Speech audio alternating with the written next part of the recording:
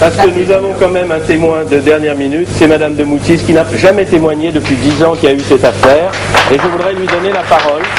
Bonjour Madame, asseyez-vous. Asseyez-vous. Effectivement, vous venez de parler de l'affaire de mon mari. C'est une histoire tragique. Nous sommes complètement d'accord. Et oui. Tous. Alors comment a commencé cette affaire? Il est certain, et c'est incontestable, que M. Carus, intelligent, polytechnicien, comme vous le disiez, a lancé le jeu du tiercé. Et quand il a voulu lancer le jeu du tiercé, il a consulté M. Patrice Desmoutis, centralien, joueur scientifique, connaissant bien les courses, parce qu'il était né dans un milieu où il connaissait le cheval, dans l'Orne, dans la Manche, dans le Calvados. Il a eu ses couleurs que vous lui avez accordées. Casaque jaune, manche, couture et toque bleue. Il montait en gentleman, ça veut dire monter en course en amateur. Et comme il était très intelligent, c'est un fait incontestable, eh bien M. Carus, j'en suis témoin, le convoquait certains dimanches avec le champagne pour s'entretenir des probabilités et des risques du joueur autant que de lui, le banquier, comme au baccarat, pour savoir si vraiment ça pouvait être quelque chose qui allait bien démarrer pour relever cet artisanat familial qui tombait tout de même en plein déclin. C'est un fait certain. Alors on l'a porté au nu, là. On l'a bien soigné parce qu'évidemment, il a participé à votre groupement familial.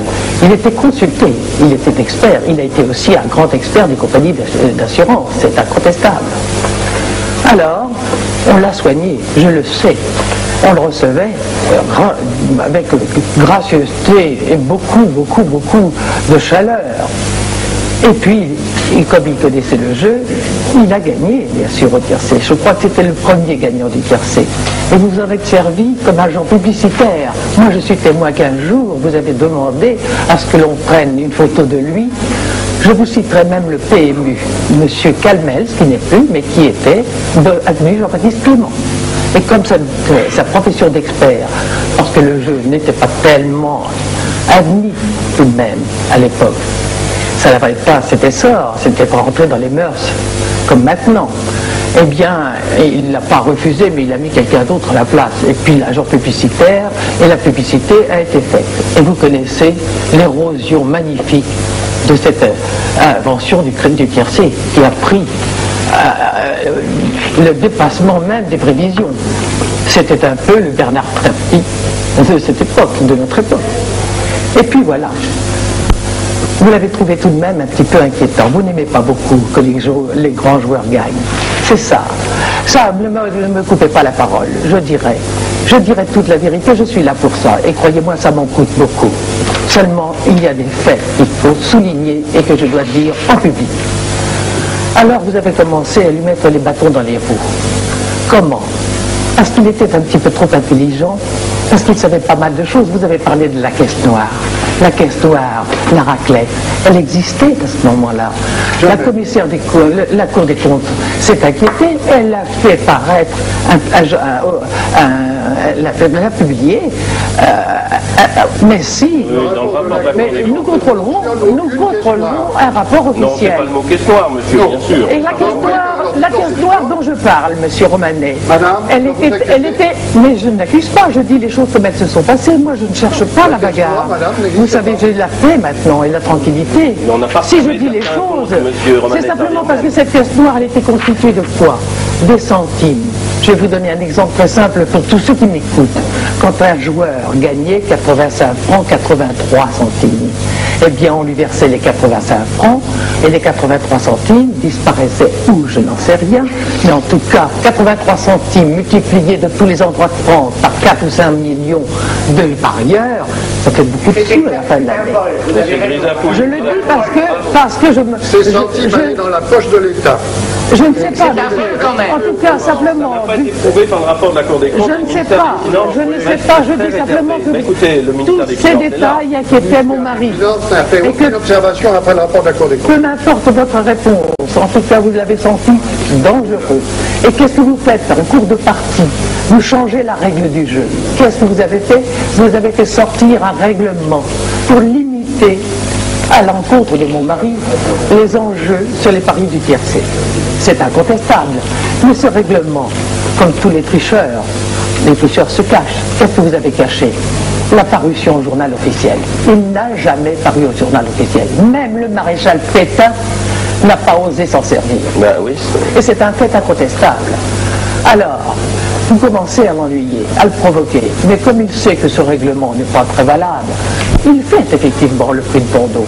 Il dépasse les enjeux. Et oui, en 62.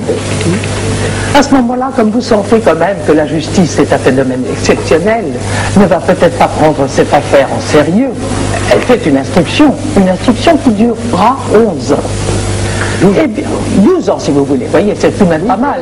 C'est pour une affaire qui est vraiment simple d'après vous, pour le dépassement des enjeux. Il a fallu aller jusqu'à la Cour de cassation. Mais oui, je reviendrai là-dessus aussi, monsieur. Eh bien, à ce moment-là, vos moyens assez bas que vous utilisez, votre stupitude, eh bien, vous envoyez au fisc toute une comptabilité des gains de M. Desmoutis pour l'empoisonner. Je sais, monsieur, c'est la rue Volnay.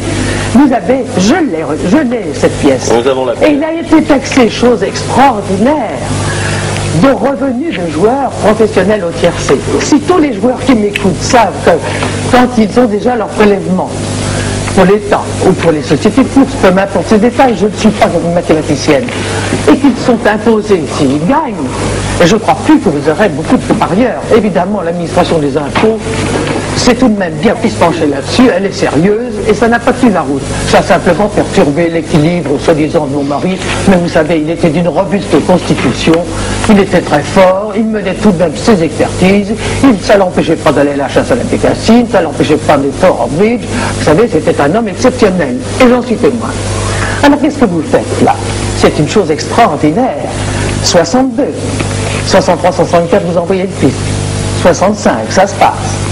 Alors mon mari, qui a tout de même des rapports assez bons, vous voulez tout de même pas vous mettre mal avec cet homme très fort. Qu'est-ce que vous lui faites? Vous lui acceptez ce privilège exceptionnel de d'ouvrir un compte téléphonique. Qu'est-ce que c'est qu'un compte téléphonique? Un compte téléphonique, mais il n'y a pas beaucoup de joueurs qui savent ce que c'est. C'est déjà Et on s'y trône pour une grosse personne. Mais oui, et vous savez le règlement. Au téléphone. Vous savez mais le je vous règlement. écoute avec la Le plus règlement. attention, madame. Je le connais. Ça Parce fait que... des années que l'on avait été en... Mais oui, nous nous sommes connus déjà plusieurs fois, déjà, monsieur Détraud, avant que vous soyez chroniqueur hippique. Rappelez-vous nos souvenirs de jeunesse à Deauville en 48. 48. Mais oui, et la table de secours, ça me fait très plaisir de vous retrouver, ça me rappelle mon jeune temps.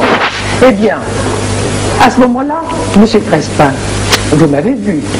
Non seulement vous lui ouvrez un compte téléphonique à lui, mais à sa femme que je suis, et à sa fille, et à ma belle-sœur, et à mon beau-frère. Ça fait 5 Desmoutis. 5 Desmoutis, et votre règlement dit cependant ceci, que le PMU se réserve le droit d'accepter ou de refuser, pour la raison qu'il n'y a pas de raison, le joueur qui vient demander d'obtenir ce privilège, car c'est un privilège. Il ne va plus dans les estaminets avec des espèces, au risque de se les faire voler, de faire la queue, et il joue de son lit. Évidemment, il faut alimenter son compte, et son compte doit être toujours créditeur. Et pour ce, je vous ai rencontré souvent avec des espèces, et quand vous m'aperceviez que c'était l'âge d'or, vous ne me laissiez pas le temps d'attendre avec tous les autres, vous m'ouvriez votre porte chaleureusement en me disant, madame, je vous en prie, asseyez-vous. Je vous ai rencontré avec beaucoup de sollicitude et de courtoisie, et même les espèces que j'avais, je vous demandais de les compter, vous me disiez, je vous en prie, madame. Voilà les rapports déjà de M. Patrice Desmoutis. Alors, Madame,